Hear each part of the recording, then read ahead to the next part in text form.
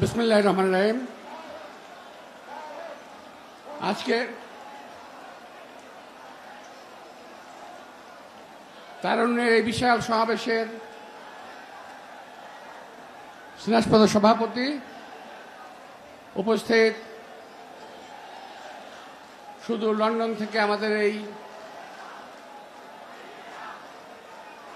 এই তারুণ্যের সভায় উপস্থিত আমাদের প্রধান অতিথি, যিনি সারা বাংলাদেশের মানুষকে আজকে গণতন্ত্রের পক্ষে ঐক্যবদ্ধ করেছেন, এই তরুণদেরকে যারা তিনি ঐক্যবদ্ধ করেছেন, সেই তারেক রহমান, বিএনপির অ্যাক্টিং চেয়ারম্যান তারেক রহমান, আমার সহকর্মী নেতৃবৃন্দ, আমার সামনের তরুণ তরুণী ভাই ও বোনেরা, আসসালামু আলাইকুম।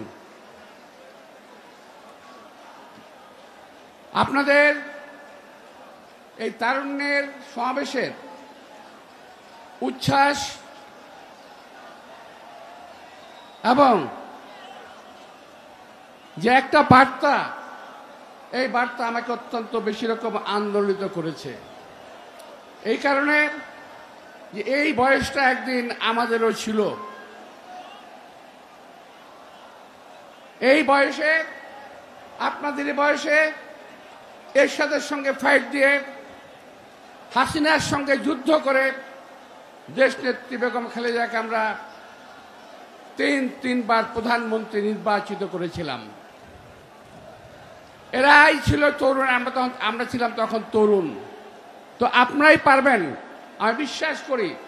এই আমাদের অ্যাক্টিং চেয়ারম্যান তারেক রহমানের নেতৃত্বে বাংলাদেশের গণতন্ত্রকে পুনঃপ্রতিষ্ঠিত করতে। যারা আজকে প্রচণ্ড রৌদ্র সারাদিন, অতঃপর বৃষ্টি, এর মধ্যে থেকে আপনারা যারা রাজপথ থেকে সরে যান নাই, আপনাদের পক্ষে এটা সম্ভব বলে আমি বিশ্বাস করি। প্রিয় ভাইরা, আজকে এই তরুণদের মাঝে কয়েকটি কথা আমি বলতে চাই। যে এই যে সরকার, এই দেশের মানুষের আকাঙ্ক্ষিত একটি সরকার, এই দেশের গণমানুষের আস্থার একটি সরকার ছিল। কথাটা একটু বুঝে নেবেন সাংবাদিক ভাইরা, আস্থার প্রতীক ছিল এই সরকার। কিন্তু এই 9 মাসের কার্যক্রমে এই সরকারের কাছ থেকে আমরা কিছু পাই নাই। শুধু পেয়েছি অবজ্ঞা। এই দেশের মানুষকে এই দেশের সরকার, এই সরকার অবজ্ঞা করছে। একটু খেয়াল করে দেখবেন, এই সরকারের মধ্যে যারা আছে, আমি বলি এই সরকার একটি ঔপনিবেশিক সরকার। এই সরকারের মধ্যে যারা আছেন তাদের বেশিরভাগ, অর্থাৎ প্রায় 90% এই দেশের নাগরিক নয়।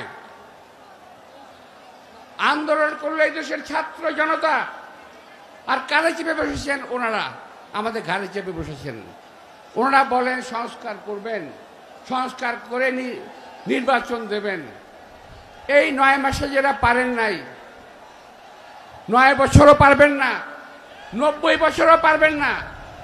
সুতরাং এই দেশের জনগণের কাছে ক্ষমা চেয়ে আপনি দয়া করে একটা ব্যবস্থা নেন। কি ব্যবস্থা নেবেন আপনারা ভালো বলতে পারবেন। আজকে আমরা এই সরকারের কাছ থেকে কয়েকটি জিনিস আমি ব্যক্তিগতভাবে জানতে চাই। আমি অনেকদিন আগে প্রশ্ন করেছিলাম একটা মিটিংয়ে, সেন্ট মার্টিনের কি হলো, সেন্ট মার্টিনে কি হচ্ছে, সাজেকে কি হচ্ছে, এটা একটু এই সরকার আমাদের কাছে স্পষ্ট করুন। আজও সেটা করে নাই। তার মানে আমাদের দেশের একটি অংশ আজকে আমরা সেখানে আমাদের অধিকার প্রতিষ্ঠিত করতে পারি না। আজকে কথা হচ্ছে করিডোর নিয়ে। করিডোরের লাভ কি, লোকসান কি, এটা দেখার আমার দরকার নাই। আমরা যেমন ছিলাম তেমনি থাকতে চাই। এর বেশি কিছু আমাদের দাবি নাই।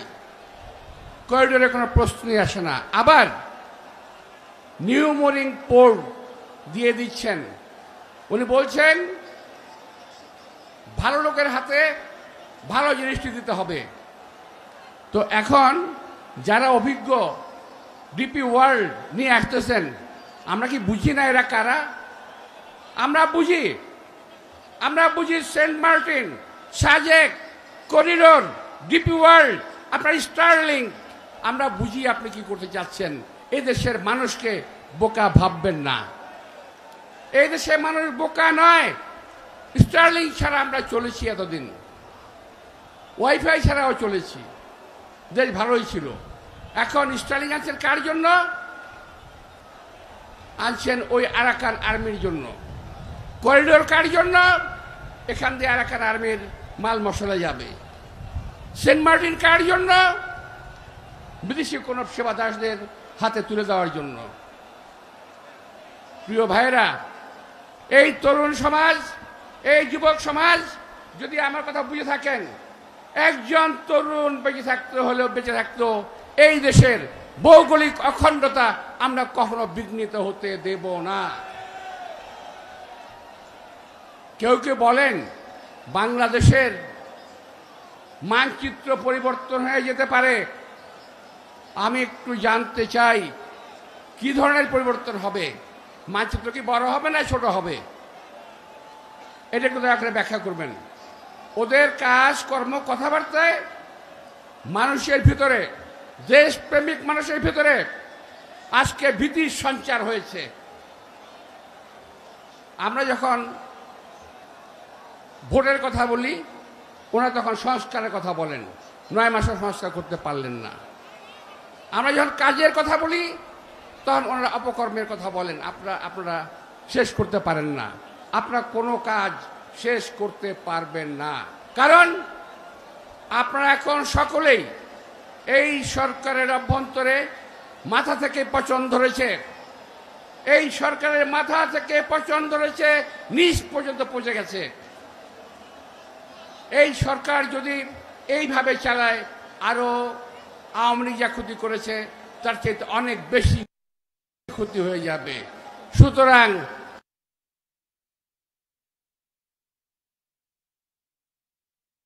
নির্বাচন অবশ্যই দরকার। নির্বাচনে যে কোনো দল আসুক, একটা নির্বাচিত সরকারের হাতে এই দেশের স্বাধীনতা, সার্বভৌমত্ব, ভৌগোলিক অখণ্ডতা নিরাপদ থাকবে বলে আমি বিশ্বাস করি। আমার প্রিয় তরুণ ভাইরা, আমি আগেই বলেছি, আপনাদের বয়স একটা ছিল, আপনাদের বয়সের সময় আমরা মুক্তিযুদ্ধ করেছি, আপনাদের বয়সে আমরা বিএনপিকে বারবার ক্ষমতায় এনেছি। ইনশাআল্লাহ আপনাদের সাহস, আপনাদের শক্তি, আপনাদের কার্যক্রম সবকিছু মিলেই আমাদের নেতা অ্যাক্টিং চেয়ারম্যান তারেক রহমানের নেতৃত্বে এগিয়ে যাবেন, এটা আশা করি। পরিশেষে একটি কথা বলে আমি শেষ করতে চাই। প্রিয় ভাইয়েরা, কথাটা একটু ভালো করে শুনবেন। কথাটি হলো, বাংলাদেশে বিভিন্ন লোক বিভিন্নভাবে ব্যাপকভাবে চাঁদাবাজি করছে এবং সেটার দোষ বিএনপির উপরে চাপিয়ে দেওয়ার চেষ্টা করছে। আপনারা খেয়াল রাখবেন, এই ধরনের কাজকর্ম যারা করে তাদেরকে অবশ্যই প্রতিহত করতে হবে। এরা বিএনপির দুর্নাম করছে ইচ্ছাকৃতভাবে। আমরা তো আগেই বলেছি, যারা চাঁদাবাজি করে পুলিশ কেন ওদেরকে ধরে না, আমরা জানতে চাই।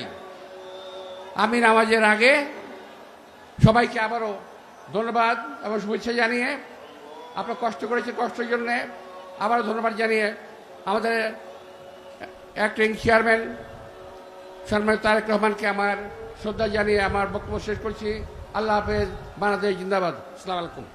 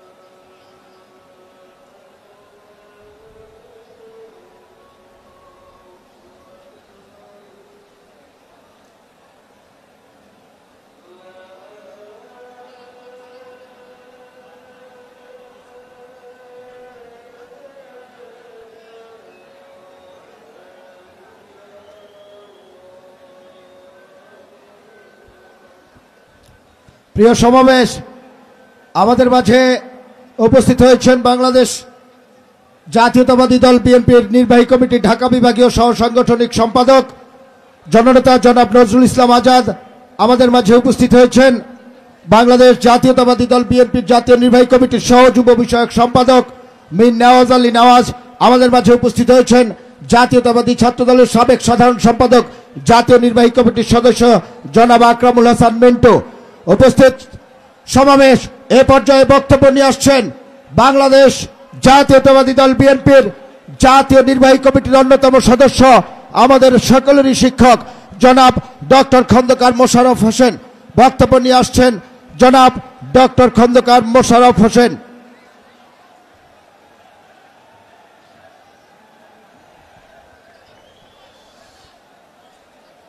বিসমিল্লাহির রহমানির রহিম।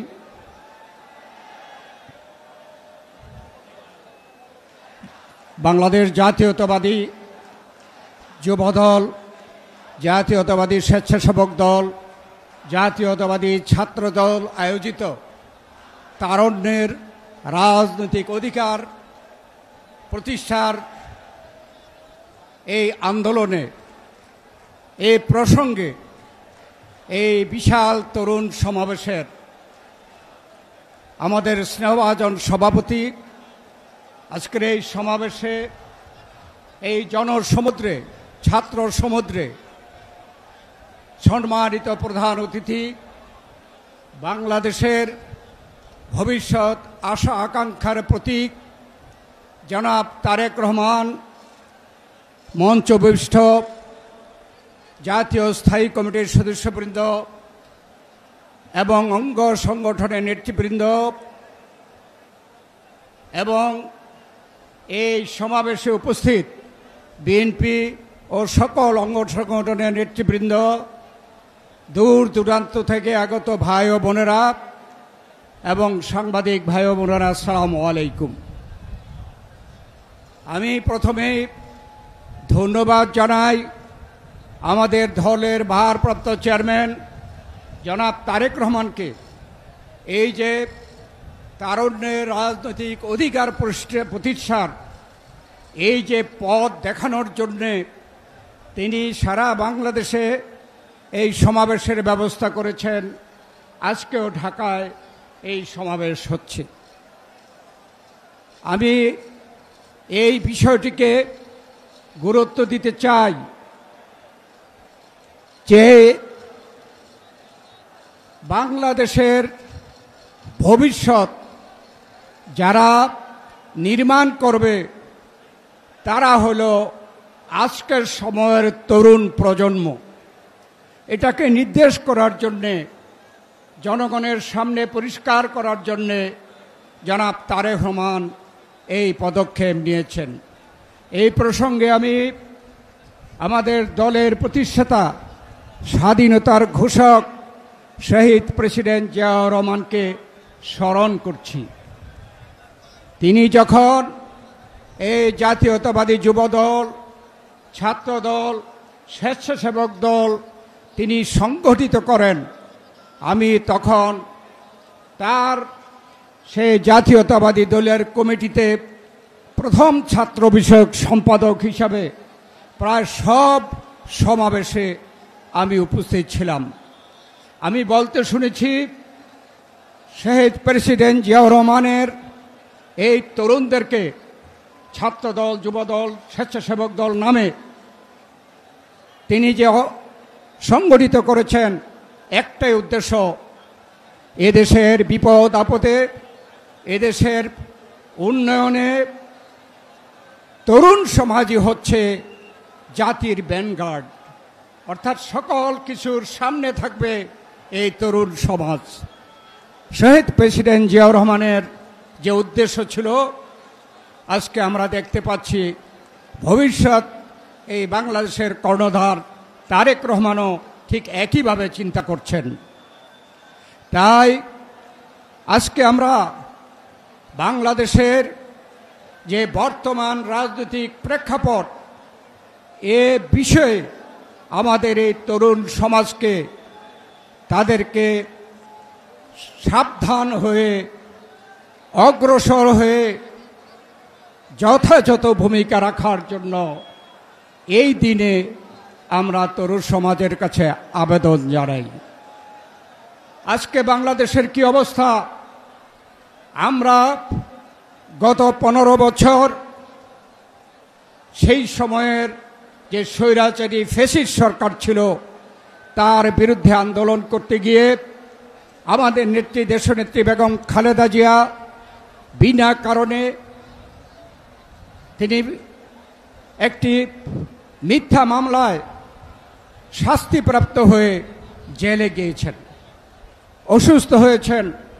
আমাদের ভারপ্রাপ্ত চেয়ারম্যান তারেক রহমান বানোয়াট মামলায় শাস্তিপ্রাপ্ত হয়ে বিদেশে থাকতে বাধ্য হচ্ছেন। আমাদের সিনিয়র নেতাদের থেকে শুরু করে আমাদের তৃণমূল নেতা পর্যন্ত এমন কেউ নাই যারা মামলার আসামি ছিলেন না, যারা জেল খাটেন নাই, নির্যাতিত হন নাই।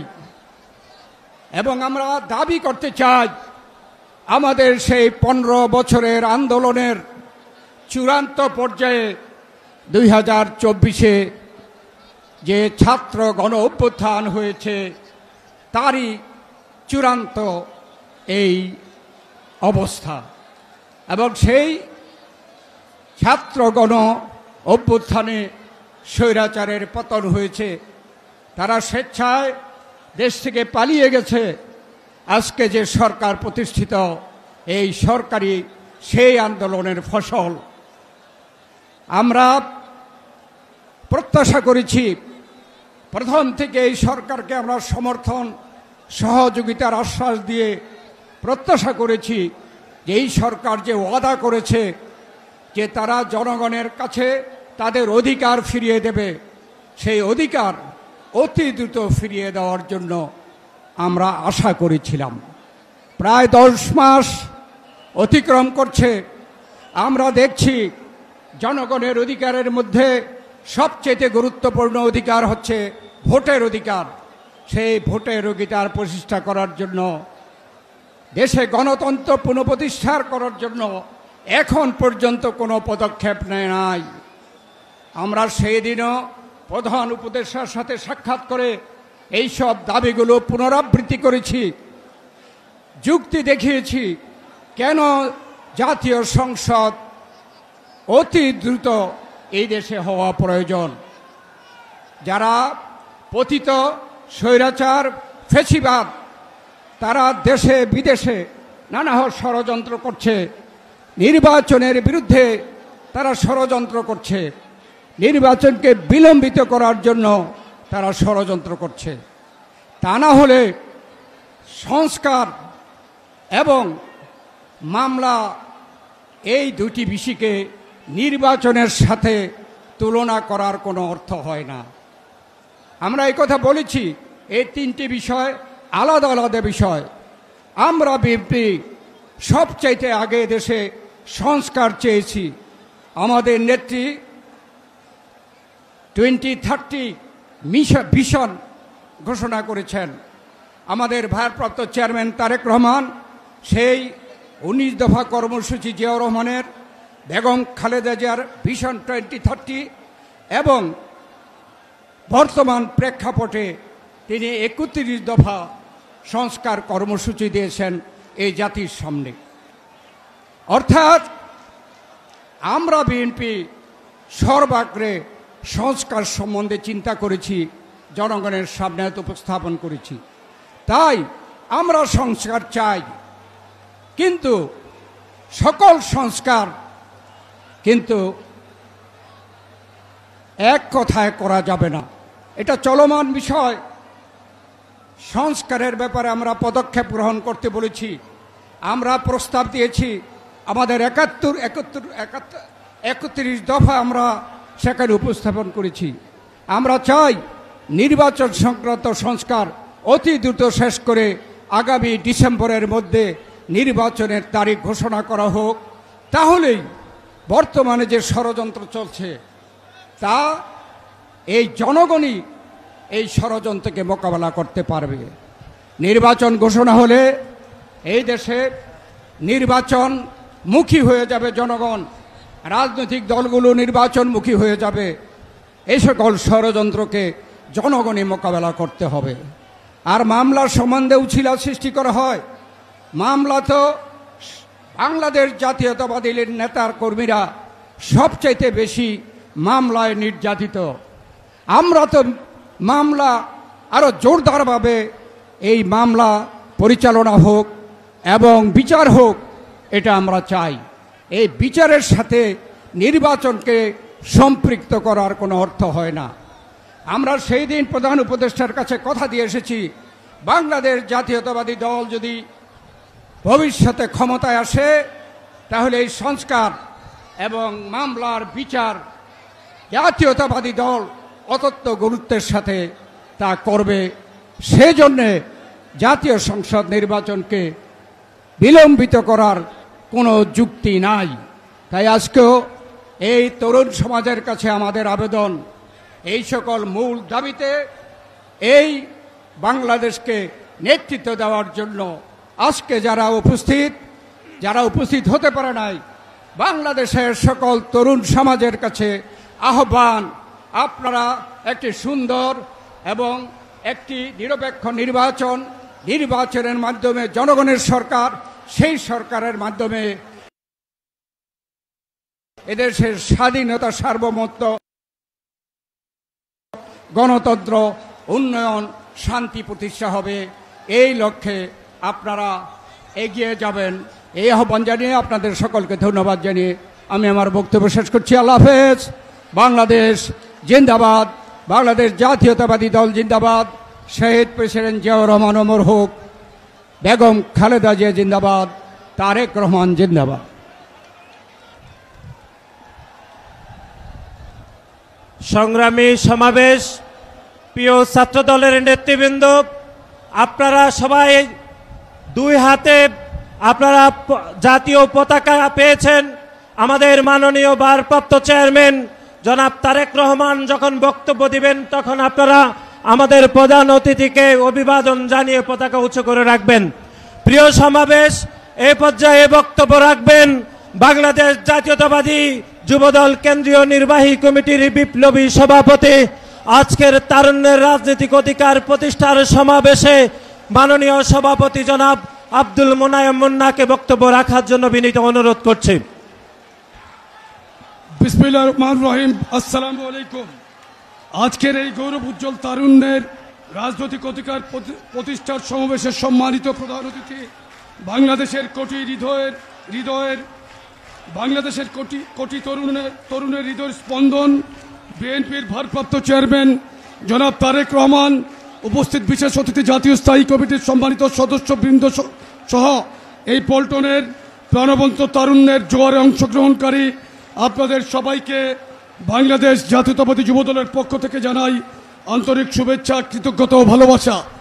বক্তব্য দিবেন আজকের আমাদের প্রিয় সাংগঠনিক অভিভাবক, বিএনপির সংগ্রামী ভারপ্রাপ্ত চেয়ারম্যান জনাব তারেক রহমান।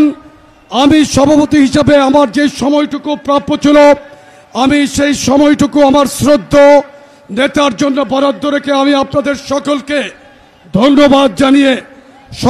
ধন্যবাদ জানিয়ে এই তারুণ্যের জাগরণের অগ্রদূত হিসাবে আপনাদেরকে ধন্যবাদ জানিয়ে আমি আবার বক্তব্য শেষ করছি। বাংলাদেশ জাতীয়তাবাদী দল জিন্দাবাদ, শহীদ রাষ্ট্রপতি জিয়া রহমান অমর হোক, দেশ নেত্রী বেগম খালেদা জিয়া জিন্দাবাদ। বাংলাদেশের 18 কোটি মানুষকে ঐক্যবদ্ধ করার আন্দোলনে যিনি নেতৃত্ব দিচ্ছেন প্রিয় নেতা জনাব তারেক রহমান জিন্দাবাদ। সকলকে ধন্যবাদ। সংগ্রামী সমাবেশ, আপনারা সবাই আছেন তো? সবাই রেডি? সবার পতাকাগুলো একটু দেখাবেন। আমাদের নেতা ভারপ্রাপ্ত চেয়ারম্যান তারেক রহমানকে সবার হাতের পতাকাগুলো 2 হাত তুলে দেখাবেন। এখন আপনাদের সামনে বক্তব্য নিয়ে আসছেন দীর্ঘ 16 বছর আন্দোলন সংগ্রাম মানুষের জন্য যিনি লড়াই করেছেন, আমাদের সকলের সাংগঠনিক অভিভাবক, বাংলাদেশ জাতীয়তাবাদী দলের ভারপ্রাপ্ত চেয়ারম্যান জনাব তারেক রহমান। বক্তব্য নিয়ে আসছেন জনাব তারেক রহমান। রহমান বীরের বেশে আসবে ফিরে বাংলাদেশে। বাংলাদেশের প্রাণ, তারেক রহমান, বাংলাদেশের প্রাণ, তারেক রহমান, বাংলাদেশের প্রাণ, তারেক রহমান, তারেক রহমান, বাংলাদেশের প্রাণ। বাংলাদেশের প্রাণ। ধন্যবাদ রাজীব। বিসমিল্লাহির রহমানির রহিম। প্রিয় বাংলাদেশ, আমার সামনে উপস্থিত ভবিষ্যৎ বাংলাদেশ, বাংলাদেশের ভবিষ্যৎ প্রিয় তরুণ প্রজন্ম,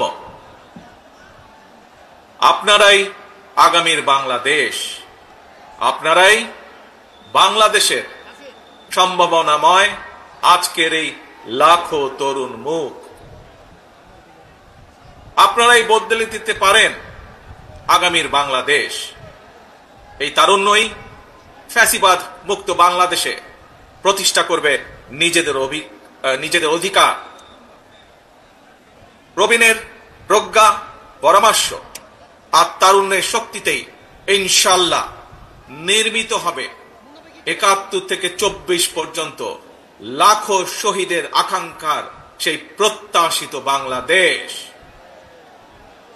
আজকের এই তারুণ্যের সমাবেশের সভাপতি জনাব আব্দুল মোনায়েন মুন্না, উপস্থিত বাংলাদেশ জাতীয়তাবাদী দলের স্থায়ী কমিটির সম্মানিত সদস্যবৃন্দ, বিএনপির কেন্দ্রীয় এবং অঙ্গ সহযোগী সংগঠনের নেতৃবৃন্দ, এই সমাবেশে উপস্থিত বিভিন্ন শ্রেণী পেশা, বিশিষ্টজন, বিশিষ্ট ব্যক্তিবর্গ, সমাবেশে অংশগ্রহণকারী লাখো লাখো মানুষ, আপনারা আমার সালাম গ্রহণ করুন।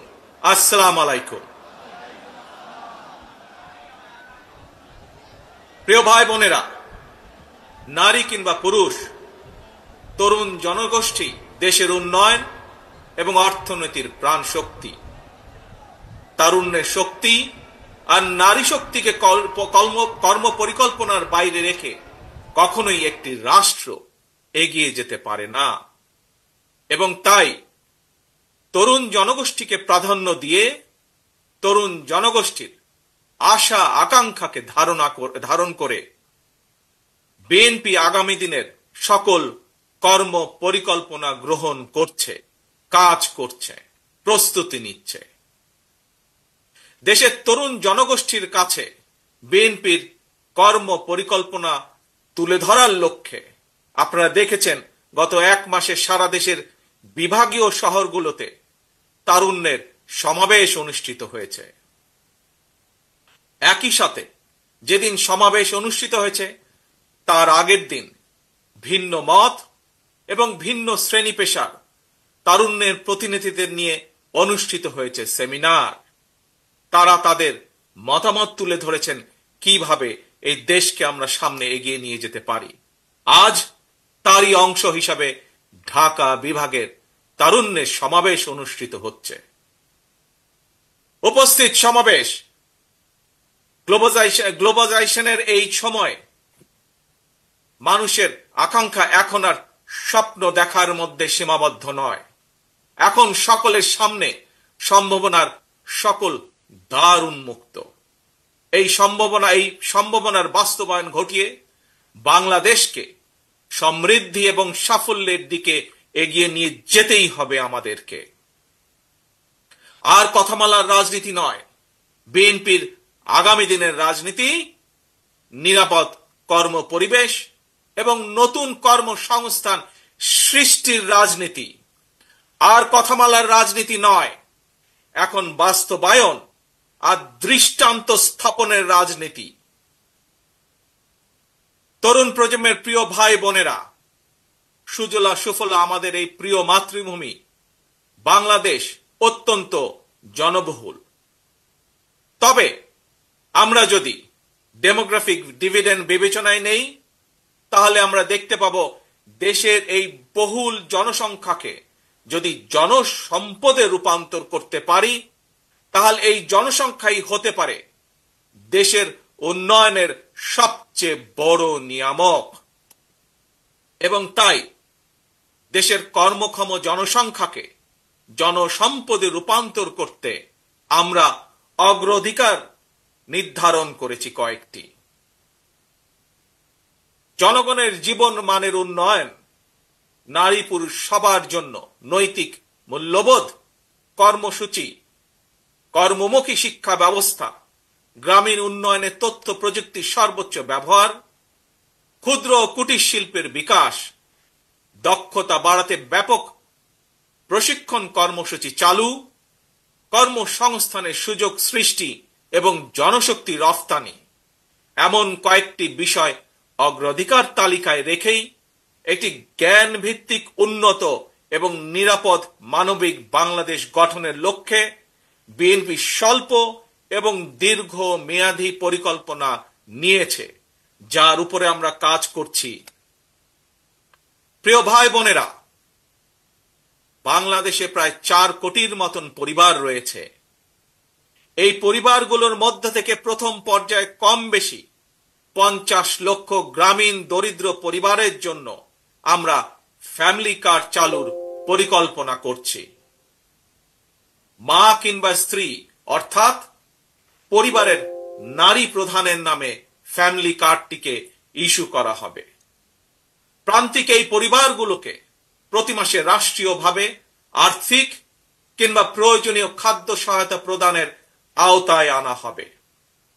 আমরা আশা করি সময়ের সাথে এর মাধ্যমে পরিবার এবং সমাজে একদিকে নারী অর্থনৈতিক ক্ষমতায়ন ঘটবে, অপরদিকে পরিবারগুলোর সামনে ধীরে ধীরে স্বাবলম্বী হয়ে ওঠার সুযোগ তৈরি হবে। প্রিয় ভাই বোনেরা, কৃষকদের জন্য ফার্মার্স কার্ড চালু করার আমাদের অন্যতম প্রধান অগ্রাধিকার। একটি নীতিমালার আওতায় কৃষকদের নামে ইস্যু করতে হবে ফার্মার্স কার্ড। এই ফার্মার্স কার্ডে জমির পরিমাণ, দাগ নম্বর সহ প্রয়োজনীয় সব তথ্য থাকবে। কৃষক এবং কৃষি নির্ভর বাংলাদেশে কৃষি খাতে বর্তমানে শ্রমশক্তির পরিমাণ কম বেশি প্রায় 3.5 কোটির মতন। এদের মধ্যে যেমন বর্গাদার চাষি কিংবা ভূমিহীন কৃষক রয়েছেন, তেমনি অনেক কৃষকের নামে নির্দিষ্ট পরিমাণ কিছু জমিও রয়েছে। যেসব বর্গা চাষি কিংবা কৃষক তাদের নামে থাকা জমিতে বছরে একাধিক ফসল ফলাতে গিয়ে আর্থিক সংকটে পড়েন, এমন কৃষকদেরকে কমপক্ষে একটি ফলনের সম্পূর্ণ খরচ রাষ্ট্রীয়ভাবে দেওয়ার পরিকল্পনা আমরা করছি। উৎপাদনের জন্য ফার্মার্স কার্ডের মাধ্যমে এভাবেই সরকারি সহায়তা পেলে উৎপাদন যেমন একদিকে বাড়বে, তেমনি কোনো কৃষি জমি অনাবাদি থাকবে না এবং একই সাথে ভূমিহীন কৃষকদের জন্য কর্মসংস্থান সৃষ্টি হবে। প্রিয় সমাবেশ, ব্যক্তি, পরিবার এবং দেশের উন্নয়নের জন্য অবশ্যই বেকারত্ব একটি বড় সমস্যা। জনগণের রায় বিএনপি রাষ্ট্র পরিচালনার দায়িত্ব পেলে সরকার গঠন করার প্রথম দিন থেকেই বিভিন্ন সেক্টর ভিত্তিক কর্মসংস্থান সৃষ্টির পরিকল্পনা বাস্তবায়ন হবে। বিএনপির প্রথম এবং প্রধান অগ্রাধিকার হবে এটি। এই জন্য দেশে বিদেশে কর্মসংস্থান সৃষ্টির খাতগুলোকে চিহ্নিত করার কাজ এরই ভেতরে আমরা হাতে নিয়েছি। প্রিয় ভাই বোনেরা, বর্তমান বিশ্ব তথ্য প্রযুক্তির বিশ্ব।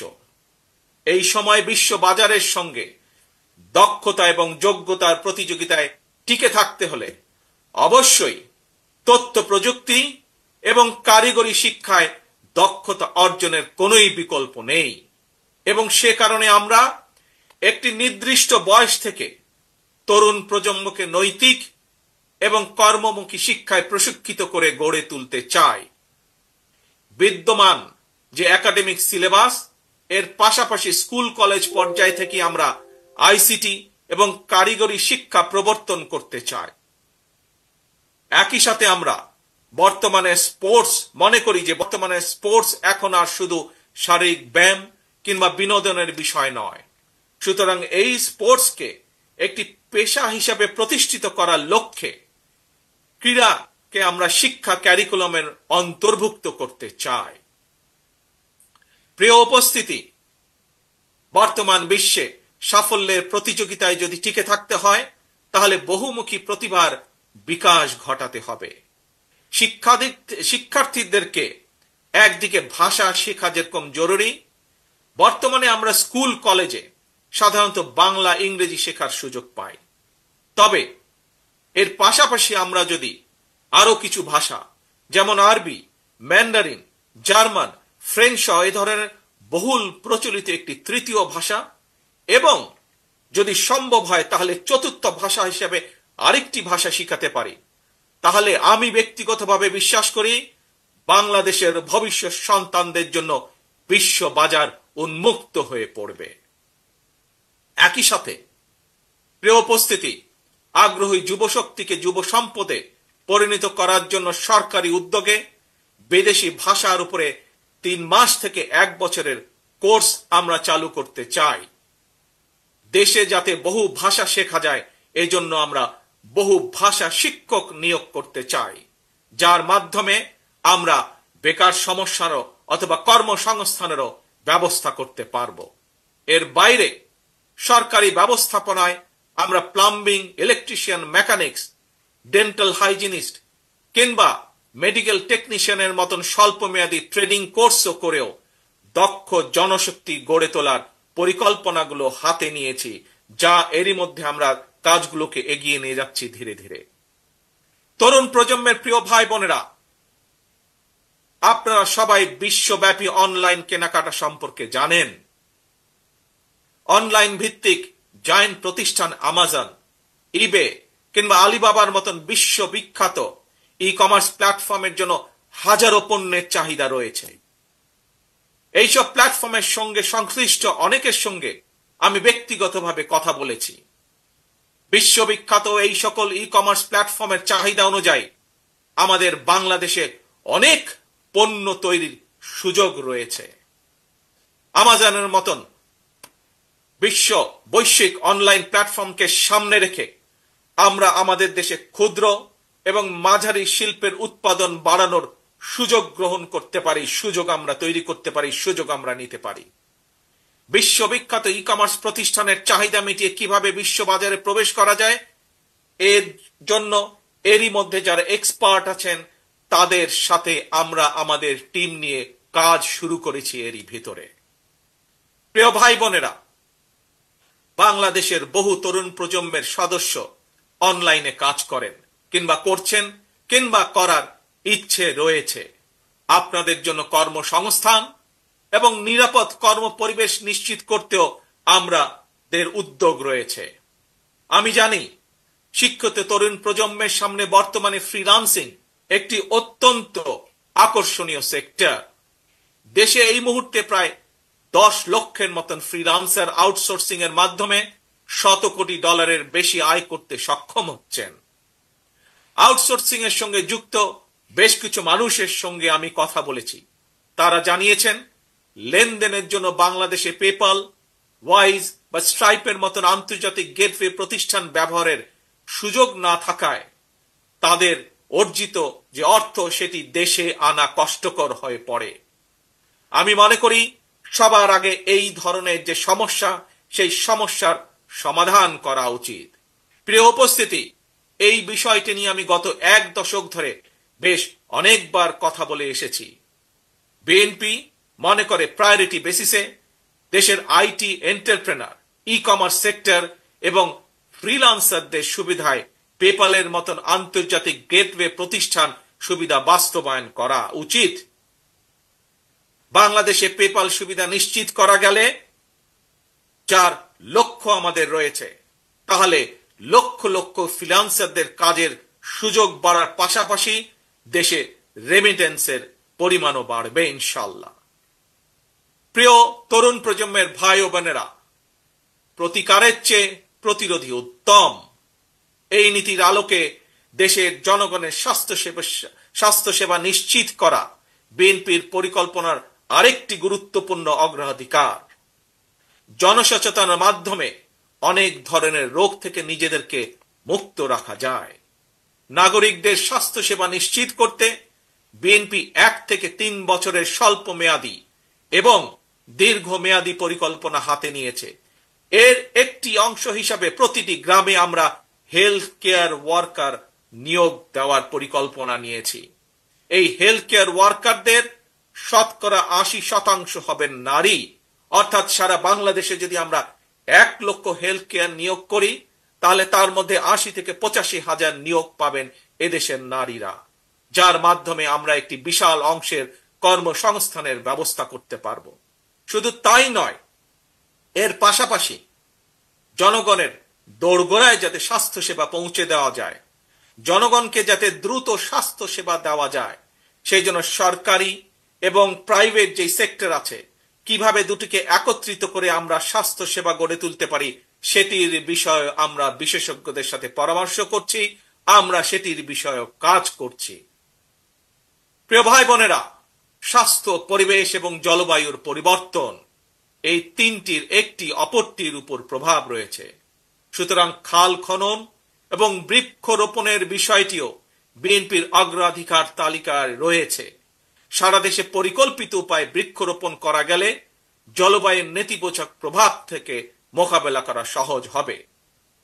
প্রায় আমরা পত্রিকার পাতায় দেখি যে বাংলাদেশের, বিশেষ করে ঢাকা শহরের যে বাতাস, সেটি বিশ্বের মধ্যে সবচাইতে যে খারাপ শহরগুলো তার একটি দুটির মধ্যেই উঠানামা করছে। এবং শুধু তাই নয়, বৃক্ষরোপণ সহ আরো কিছু ক্লাইমেট পলিসি নির্ধারণের জন্য আমরা এরই ভিতরে কাজ শুরু করেছি বিশেষজ্ঞদেরকে সাথে নিয়ে। আমাদের লক্ষ্য থাকবে একটি নির্বাচিত সরকারের মেয়াদ যখন 5 বছর, 5 বছরের পরে 5 বছরের ভেতরে 25 থেকে প্রায় 30 কোটি বৃক্ষ রোপণ করা, এবং একই সাথে লক্ষ্য থাকবে সামগ্রিকভাবে দেশের যে তাপমাত্রা সেটি 2 থেকে চেষ্টা করা 3 ডিগ্রি পর্যন্ত কমিয়ে নিয়ে আসা। প্রিয় ভাই বোনেরা, গণতন্ত্র পুনঃপ্রবর্তন করে স্বাধীনতার ঘোষক রাষ্ট্রপতি জিয়াউর রহমান এই দেশে উন্নয়ন উৎপাদনের রাজনীতি চালু করেছিলেন। Mother of democracy Begum Khaleda Zia দেশে নারী শিক্ষার প্রসার ঘটিয়েছিলেন। দেশ এবং জনগণের উন্নয়নে বিশেষ করে তরুণ জনগোষ্ঠীকে প্রাধান্য দিয়ে সেজন্য বিএনপিও আগামী দিনের পরিকল্পনা গ্রহণ করছে। তরুণ প্রজন্মের প্রিয় ভাই বোনেরা, জনগণই বিএনপির সকল রাজনৈতিক ক্ষমতার উৎস। তাই আমরা সরকারে না থাকলেও একটি দায়িত্বশীল গণতান্ত্রিক রাজনৈতিক দল হিসাবে তরুণ প্রজন্মের সামনে দেশ এবং জনগণের উন্নয়নে বিএনপির নেওয়া যে বিস্তারিত কর্ম পরিকল্পনা, তার কয়েকটি অগ্রাধিকার কর্মসূচি আজ সংক্ষেপে আপনাদের সামনে আমি তুলে ধরলাম। প্রিয় ভাই বোনেরা, আগামী জাতীয় নির্বাচনে বিএনপি ইনশাআল্লাহ জনগণের রায় রাষ্ট্র পরিচালনার সুযোগ পেলে দেশ এবং জনগণের উন্নয়নে পর্যায়ক্রমিকভাবে দলের গৃহীত পরিকল্পনাগুলো বাস্তবায়ন করবে ইনশাআল্লাহ। তবে যে কোনো দলের তাদের কর্মসূচি বাস্তবায়ন করতে হলে দরকার একটি জবাবদিহিমূলক সরকার, দরকার একটি নির্বাচিত সরকার। তবে আগামী জাতীয় নির্বাচন অনুষ্ঠান নিয়ে মনে হয় এরই ভিতরে টালবাহানা শুরু হয়েছে বা চলছে। কথিত অল্প সংস্কার আর বেশি সংস্কারের অভিনব শর্তের আবর্তে ঘুরপাক খাচ্ছে আগামী জাতীয় নির্বাচনের ভবিষ্যৎ। এরই ভিতরে জনগণ বিশ্বাস করতে শুরু করেছে সংস্কার নিয়ে সময়ক্ষেপণের আড়ালে অন্তর্বর্তীকালীন সরকারের ভেতরে এবং বাইরে কারো কারো মনে হয় কিছু ভিন্ন উদ্দেশ্য রয়েছে। প্রিয় সমাবেশ, পলাতক স্বৈরাচারের সময় আমরা দেখেছি তারা কিভাবে আদালতকে অবজ্ঞা করেছে, আদালতের রায়কে অবজ্ঞা করেছে। অত্যন্ত দুঃখের সাথে বলতে হয়, পলাতক স্বৈরাচারের পরে যেই সরকারের কাছে দেশের মানুষ আশা করেছিল যে আইনের প্রতি সম্মান থাকবে, আমরা দেখেছি আদালতের রায়ের প্রতি সম্মান না দেখিয়ে যারা ইশরাক হোসেনকে ঢাকা দক্ষিণের মেয়রের দায়িত্ব গ্রহণে বাধা সৃষ্টি করেছে, সেই স্বৈরাচারের সেই একই যে ঘটনা সেটির পুনরাবৃত্তি আমরা দেখতে পাচ্ছি। প্রিয় সমাবেশ, আপনাদের কাছে আমার আজকে জিজ্ঞাসা, যারা আইনের প্রতি শ্রদ্ধা দেখায় না, যারা আদালতের নির্দেশকে অবজ্ঞা করে, তাদের কাছ থেকে আমরা কতটুকু সংস্কার আশা করতে পারি? প্রিয় সমাবেশ, আমি প্রায় একটি কথা বলি, পুঁথিগত সংস্কারের চেয়ে ব্যক্তি মানসিকতার সংস্কার অনেক বেশি জরুরি। নর্থ কোরিয়ার সংবিধানে লেখা রয়েছে democratic people's republic of North Korea.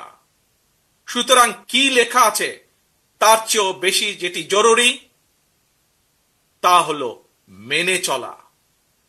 ইশরাকের ক্ষমতা গ্রহণ বা ইশরাকের শপথ গ্রহণে বাধা সৃষ্টি করে আজ আমরা আবারও স্বৈরাচারী মানসিকতার বহিঃপ্রকাশ দেখতে পাচ্ছি। প্রিয় তরুণ প্রজন্মের ভাই বোনেরা, নিরপেক্ষতা এবং বিশ্বাসযোগ্যতাই কিন্তু অন্তর্বর্তীকালীন সরকারের প্রধান পুঁজি। তাই তাদের প্রতি আমাদের আহ্বান থাকবে, তাদের প্রতি আমাদের পরামর্শ থাকবে। জনগণের বিশ্বাস, ভালোবাসা নষ্ট হয় অন্তর্বর্তীকালীন সরকারের এমন কোনো পদক্ষেপ নেওয়া ঠিক হবে না। একই সাথে অন্তর্বর্তীকালীন সরকারের প্রতি আবারও আহ্বান জানিয়ে বলতে চাই, এবং গণতন্ত্রের পক্ষের রাজনৈতিক দলগুলোকে দয়া করে প্রতিপক্ষ বানাবেন না। যদি আপনাদের কেউ রাষ্ট্র পরিচালনায় থাকতে চায়, তাহলে সরকার থেকে পদত্যাগ করে জনগণের কাতারে আসুন, নির্বাচন করুন।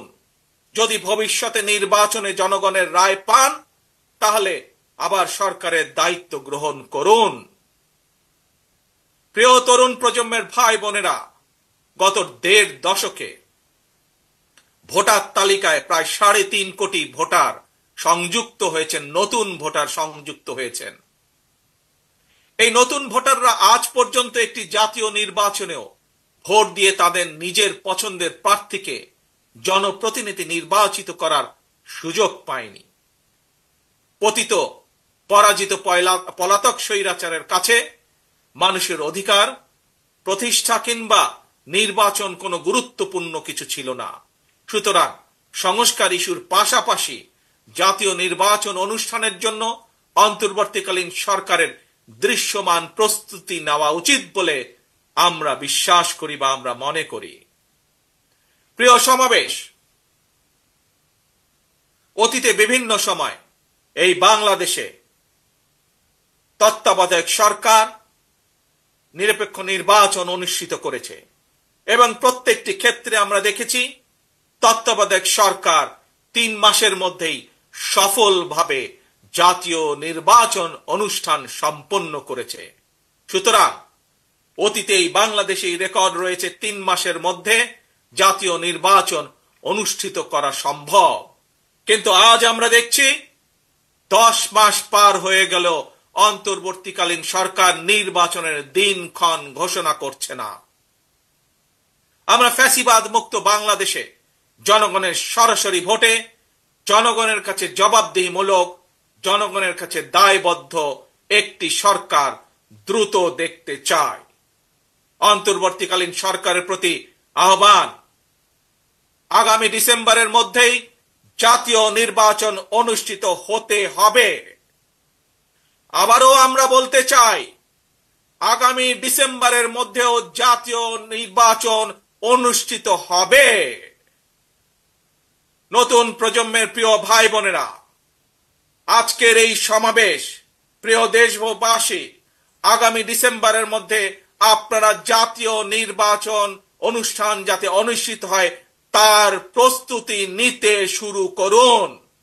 কারা রাষ্ট্র পরিচালনা করবে, কারা আপনাদের প্রতিনিধি হবে, জাতীয় নির্বাচনে আপনারা ভোট দিয়ে আপনাদের সেই প্রতিনিধিকে আপনারা নির্বাচিত করবেন। প্রিয় সমাবেশ, শহীদ রাষ্ট্রপতি জিয়ার সৈনিক দেশনেত্রী বেগম খালেদা জিয়ার কর্মীদের প্রতি আহ্বান জানিয়ে বলতে চাই, আপনারা জনগণের কাছে যান, তাদের প্রত্যাশা জানার চেষ্টা করুন, তাদের প্রত্যাশা বোঝার চেষ্টা করুন, জনগণের মন জয় করুন, কারণ জনগণই বিএনপির সকল রাজনৈতিক ক্ষমতার উৎস। প্রিয় দেশবাসী, প্রিয় সমাবেশ, প্রিয় ভাই বোনেরা, এবার আমি আপনাদের সামনে একটি ছোট্ট স্লোগান তুলে ধরতে চাই। মন দিয়ে দয়া করে সবাই শুনবেন। প্রথমে আমি স্লোগানটি বলবো, মন দিয়ে শুনবেন। তারপরে দ্বিতীয়বার আবারও আমি বলবো, তখন দয়া করে সকলে আমার সামনে স্লোগানটি আপনারা একই সাথে বলবেন। দিল্লি নয়, পিন্ডি নয়, নয় অন্য কোন দেশ, সবার আগে বাংলাদেশ।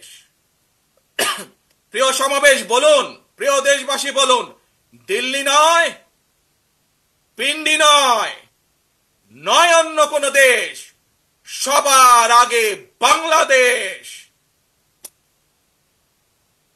আল্লাহ হাফেজ।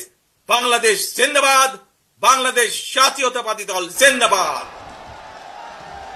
সবার আগে, সবার আগে, সবার আগে, সবার আগে, সবার আগে, সবার আগে, সবার আগে, সবার আগে মাননীয় ভারপ্রাপ্ত চেয়ারম্যান মহোদয়কে আজকের এই ঐতিহাসিক তারুণ্যের রাজনৈতিক অধিকার প্রতিষ্ঠার সমাবেশে আমাদেরকে প্রধান অতিথি সময় দেওয়ার জন্য ছাত্রদল, যুবদল এবং স্বেচ্ছাসেবকের পক্ষ থেকে শুভেচ্ছা এবং কৃতজ্ঞতা জানাচ্ছি।